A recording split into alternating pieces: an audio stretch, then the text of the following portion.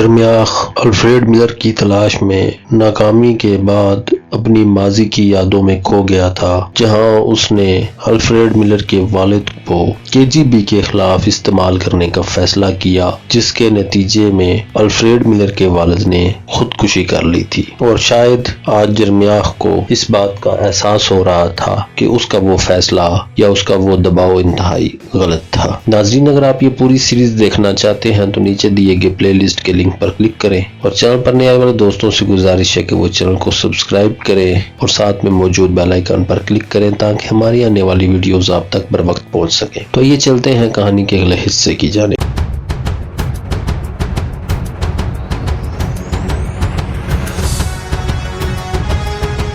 رات کے کھانے کے بعد کیتھی دیر تک بستر پر لیٹی سگریٹ پھونکتی رہی۔ اس کی سوچوں کا محور جرمیاخ ہی تھا۔ اس نے پہلے کبھی جرمیاخ کو اس طرح شکست خوردہ نہیں دیکھا تھا۔ اس کی حالت دیکھ کر اندازہ ہوتا تھا کہ وہ کئی برسوں سے نہیں سو سکا تھا۔ شاید اس کا ضمیر اسے کچوکے لگاتا رہا تھا۔ کیتھی کے خیال میں اسے نینا کولائی شیک کی کوئی پرواہ نہیں تھی۔ نینا نازی تھی اور اسے نازیوں سے شدید نفرت تھی، لیکن لگتا تھا جیسے کولائی شیک کے لیے اس کے دل میں بڑی محبت تھی۔ وہ اپنے آپ کو اس کی موت کا ذمہ دار سمجھ رہا تھا۔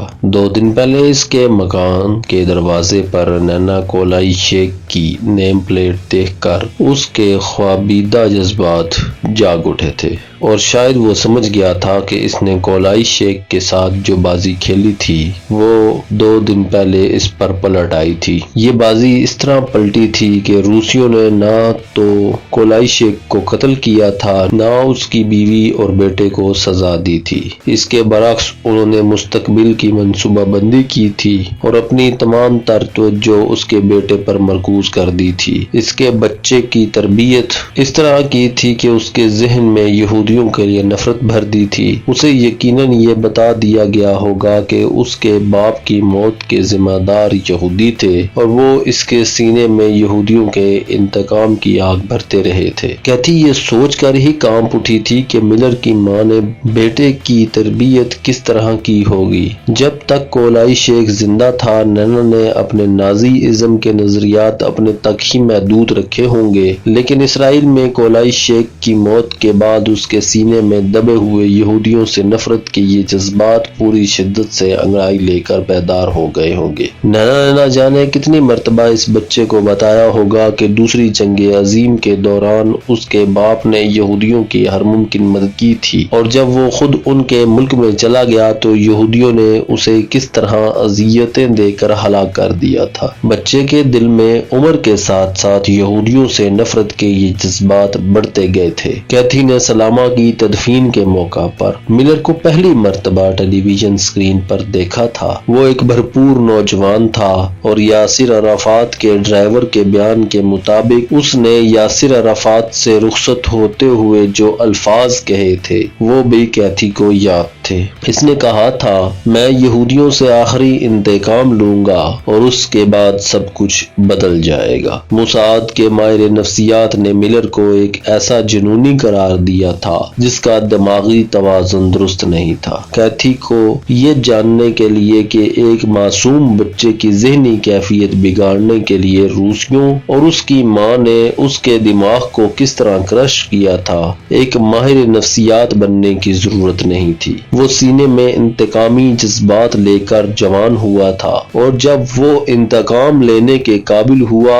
تو روسیوں نے اس کی ساری رسیاں ڈھیلی کر دی تھی۔ وہ اپنی ماں کو لے کر سوئٹزرلینڈ آ گیا تھا۔ یہ بھی دراصل KGB کی ایک چال تھی۔ ملر کو اب معلوم تھا کہ اسے کیا کرنا تھا، اس لیے اب روسیوں کو اسے مزید پٹی پڑھانے کی ضرورت نہیں تھی۔ جرمنی میں موجود ملر کی فائل سے بھی یہی ثابت ہو گیا تھا کہ اسے کیا کرنا تھا۔ اس نے اپنے لیے ایک راستہ منتخب کر لیا تھا۔ وہ انتہائی خوفناک دہشت گرد اور قاتل تھا۔ وہ جرمنی کی دہشت گرد تنظیم بدر منحاف اور ریڈ بریگیڈ میں شمولیت کے بعد سلامہ سے ملا، اور پھر بلیک ستمبر میں شامل ہو کر اس نے اسرائیل کے خلاف کارروائیاں شروع کر دی۔ KGB کو اس کی ان کارروائیوں پر یقیناً خوشی ہوگی، لیکن کیتھی کو یقین تھا کہ ملر اس وقت جس منصوبے پر کام کرنا چاہتا ہے اس میں روسیوں کا کوئی ہاتھ نہیں تھا۔ ملر تنہا کام کرنے کا عادی تھا،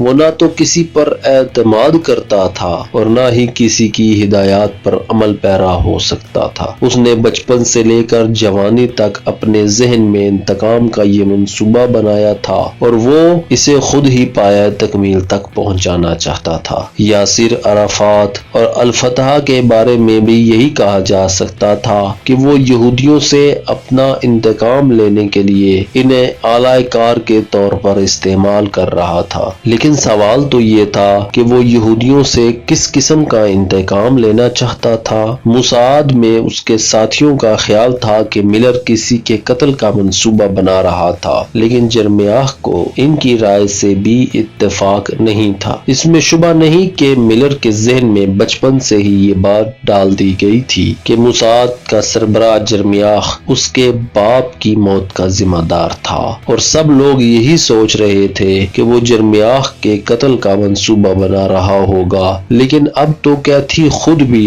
رائے بدلنے پر مجبور ہو رہی تھی۔ لیکن سوال یہ تھا، کیا جرمیاہ یا کسی اور نامور یہودی کی موت سے ملر کی تسکین ہو سکتی تھی، یا کیا وہ اس سے بھی زیادہ خوفناک منصوبہ بنا رہا تھا؟ رات دھیرے دھیرے گزرتی رہی اور کیتھی بھی اپنے بستر پر کروٹیں بدلتی رہی، لیکن اسے اپنے سوال کا جواب نہیں مل رہا تھا۔ اس طرح کروٹیں بدلتے بدلتے صبح ہو گئی۔ کھڑکی میں روشنی کی ہلکی سی جھلک دیکھ کر وہ بستر چھوڑنے کے بارے میں سوچ ہی رہی تھی کہ پہلے دروازے پر دستک ابھری، پھر ایموس کی آواز سنائی دی، کیتھی اٹھ جاؤ، صبح ہو گئی ہے، ہم گھر واپس جا رہے ہیں۔ ملر پیرس میں ہمارے آدمیوں کو غچہ دے کر غائب ہو چکا ہے۔ ناظرین، اگر آپ کو ہماری آج کی ویڈیو پسند آئی تو ویڈیو کو لائک کریں، شیئر کریں اور کمنٹس میں اپنی رائے کا اظہار کرنا نہ بھولیں۔ چینل پر نئے آنے والے دوستوں سے گزارش ہے کہ وہ چینل کو سبسکرائب کریں اور ساتھ میں موجود بیل آئیکن پر کلک کریں تاکہ آپ کو ہمارے آنے والی ویڈیوز بر وقت ملتی رہے۔